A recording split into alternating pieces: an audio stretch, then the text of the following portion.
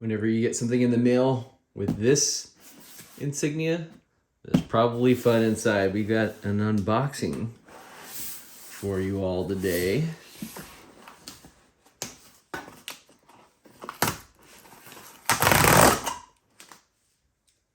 What do we have here? Alrighty. Ooh, it is hefty. We've gotten our new MacBook Pro 2023. I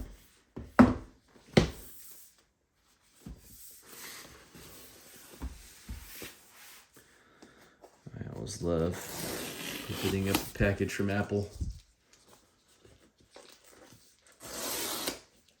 This is with the M2 Pro chip, 16 gigs of unified memory, the 16-inch 512 gigabyte SSD. This is going to replace our 2019 MacBook Pro. We'll do a side-by-side there in a second. We were debating between the Air, the new M2 powered Air, and the MacBook Pro. But given our needs for processing power, we went with the Pro.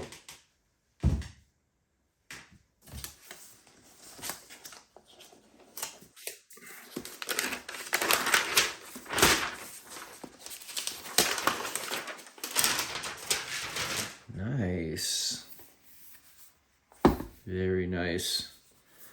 HDMI port that was missing, as well as the memory card slot reader.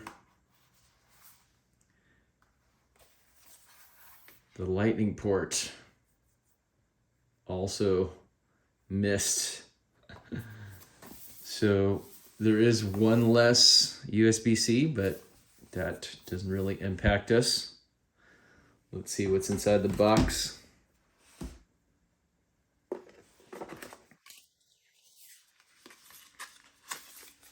We have our braided. That's kind of nice. We had some of the USB-C cables die on us before with our 2019 MacBook Pro.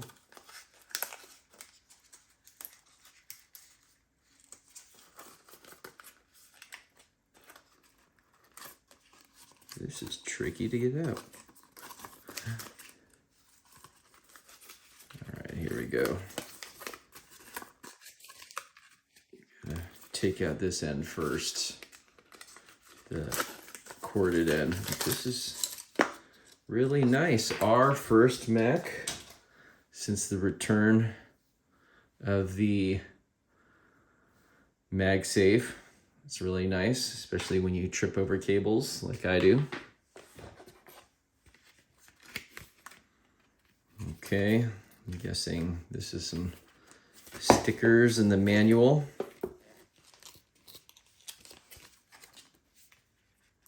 You probably don't want to see me open this, but let's...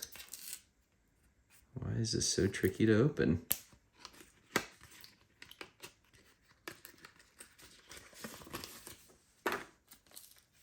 Is this just cardboard? I think it is. Well, we got our stickers. We switched over to black since the last time. All right, just quick start.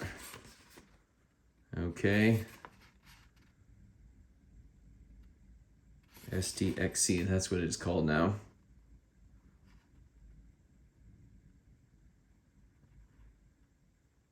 Touch ID is built in the button, just like ours is. No more bar though. All right, this is different looking. It's not square now, it's rectangular from our old USB-C chargers.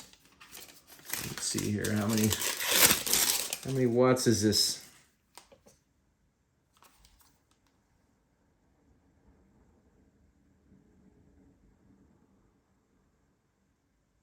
Why doesn't this? Oh, here we go. Wow, 140 watts. Much more powerful than our 90 something. And we've got 80s and etc. all the way down the line. Still compatible with the extension cords and whatnot. Looks like you can pop this out. Yes, it is. So we can use our extension cords or our longer plugs. I shouldn't say extension cords, extended plugs. And that is it for the box. Now, let's break this bad boy open.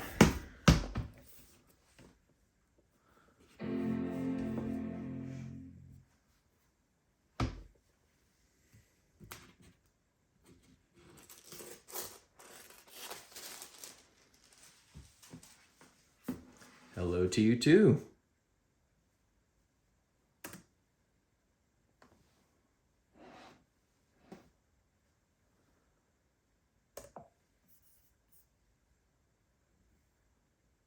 All right, we'll continue going through the setup here, but that is our unboxing real quick, and just a overlay with our 2019, pretty much the same size, right? No more touch bar though. Let's see the keyboard side by side. Now just comparing the two keyboards side by side, you'll notice some differences beyond just the black background. Now, instead of the touch bar, you have larger buttons and function buttons at the top. One thing that's always bugged me about Apple keyboards are these blank spots. Why didn't they just use them for page up, page down buttons or something useful? Regardless, stay tuned for our migration experience in the next video.